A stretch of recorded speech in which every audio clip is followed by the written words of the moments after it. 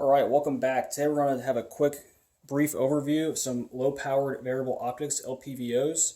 Talk about some history and kind of compare and contrast and see where we've come throughout the last 15 years or so with optic technology and what's available. So the first upper we have here is like our classic War on Terror Knights MRE railed upper, right, complete with gangster grip and old school PEC. And here we have the Schmidt & Bender short dot. So to the best of my knowledge, this was really the first viable LPVO. Now it has some kind of antiquated features and some weaknesses compared to what's available now. But I think just the glass quality alone, the nice crisp mil-hash reticle, and the illumination inside really still make it a viable optic if that's all you have. However, the price point for these today, pretty high still, so I think you should probably forego this unless you're trying to kind of get something in particular. So the first thing we see is that it is actually 1.1 to 4, right? Not 1 to 4. I think many LPVOs are not true 1x at the low end. I think they are probably 1.1. I just think that Schmidt & Bender is probably honest about it. Maybe some of your other companies are not. However, it really isn't that bad, especially outside of 10 yards. I don't really notice the 10th of a magnification. And again, just that excellent glass quality really does a good job in giving you that good visualization, just picture on target that you want. Sorry if that wasn't explained super clearly. Some other antiquated stuff besides not being true 1x, we have MOA adjustment and a mil reticle. So not really something you would want at all, especially now. I think the idea back in the day, as people would say, is that it was easier to zero because people think in inches, right? So, hey, I'm 1 inch low. How many minutes of angle is that, right? Versus just measuring in mils with your reticle and making those clicks. Either way, older feature, not really seen anymore. And it's a shame, too, because they had a nice kind of BDC in that turret. So we have markings for 100, 200, 2.5, so 250 yards, meters rather, all the way out for green tip ammo. So you could effectively dial your dope if you wanted to with this optic. A feature that was ahead of its time, not really surprising for Schmidt & Bender. We had brightness with offsettings between each knob and a few night vision brightness settings. So still a really good optic, really ahead of its time again, but we'll kind of compare this back to some newer optics and kind of see how far we've gotten. Not to mention, the blinding 60 lumens on that flashlight there.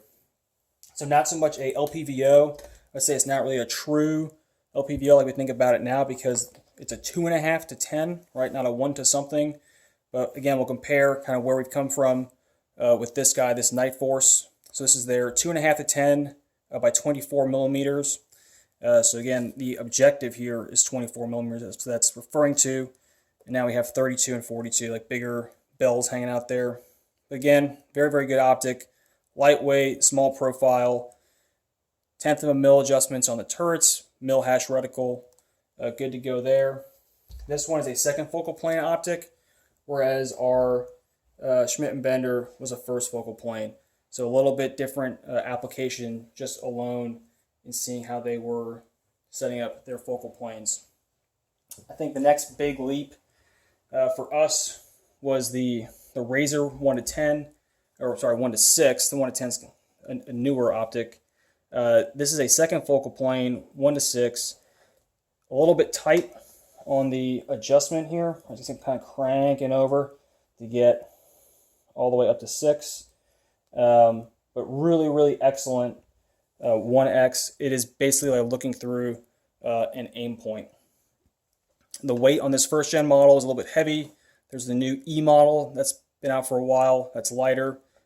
We got some cap turrets just like we have on newer LPVOs because we're not going to dial windage or elevation with this scope. We're going to shoot off holds.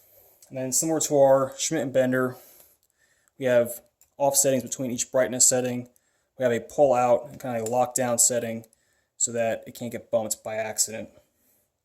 While there is that Razor 1 to 10, I think this one is a better general purpose optic potentially because it is second focal plane and therefore has a better 1x clarity. Like you do not see any optic around the reticle. It's like super, super clear at 1x. Again, this is like the closest you can get to shooting a red dot while still having an LPVO. So still a viable option. And again, now we'll compare it back to this guy, the 1.1 to 4. We see that they're roughly the same size. So we're getting better 1x, a true 1x, then all the way up to 6x, just within, we'll say, 6 or 8 years of optic technology. Moving forward, we have that Night Force NX8 1 to 8 that we've seen before. This is on my 7.62 by 39 upper. And we'll see it is even smaller than the 2.5 to 10, and definitely smaller than the 1.1 to 4. So Night Force did a great job with this optic. Very smooth adjustment going from 1 to 8. This is actually a first focal plane, so that's pretty interesting that they did that. I went with the cap turrets, which is my preference, on-off setting between each brightness setting. I've heard this referred to as being nuclear bright, which is awesome. The Schmittenbender, definitely daylight bright. The NX, whatever, 2.5 to 10, definitely not daylight bright.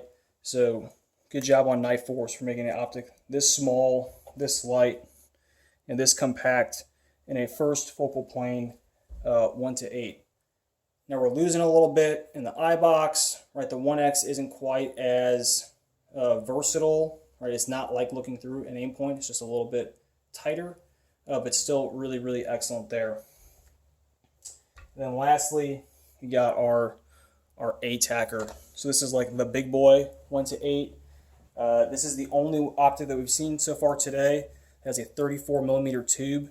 The new Razor 1 to 10, the Gen 3, that one also has a 34 millimeter tube. That is allowing us to have more light coming into the optic, better transmission, which equates to a little bit better shooting experience. We still got capped windage and elevation turrets, right? This is the only way you can get it. It actually comes with a ring that will screw onto these threads, so you could run it with just the elevation turret exposed. Pretty much all the same kind of features that you have on the NX8, but just bigger, better reticle in that it has a Christmas tree design rather than just a vertical hash with similar ring and dot reticle. And I think we're getting a little bit better 1x clarity too, which may or may not be a function of having just that bigger tube. And what's interesting here, we'll bring back our 1.1 to 4, and we'll see that they're just about the same size, but we're getting twice the magnification, better reticle, better glass, just really overall like phenomenal design, and probably less than 10 or 12 years in time between these two optics. One more thing I want to talk about just as far as setup is if we look at all of these optics, they're all on different height mounts. So we got a 193 on top, a 193 with this 1 to 6, 154, 154, and a 1.7 inch mount. So all of these heights, they definitely impact your shooting ability, especially in the prone, right? Your ability to or not to get a cheek weld. But you got to decide what works for you and what's best for your application. The top upper, right, that was obviously set up for a very particular use. Same with this upper, right? It has a 1.93 mount for a reason. Whereas this kind of more precision-oriented gun is going to have that 1.54 scope height. We also see, right, they're not all set to the same eye relief because all the scopes are different. So some folks will say that the ocular lens, right, where your eye is, should be lined up with the charging handle, and that works for this optic, but it doesn't work for this one or this one, and it definitely doesn't work for the Razor. You can see how far forward that razor is set. So figure out what works best for you. Sit through all your positions, standing, sitting, kneeling, prone, through all the magnification ranges, and figure out where that optic has to sit for you so you don't have any scope, shadow, or other issues. Questions, comments, let me know. Definitely interested in hearing your guys' feedback. And let me know what you guys also want to see in the future. Thanks.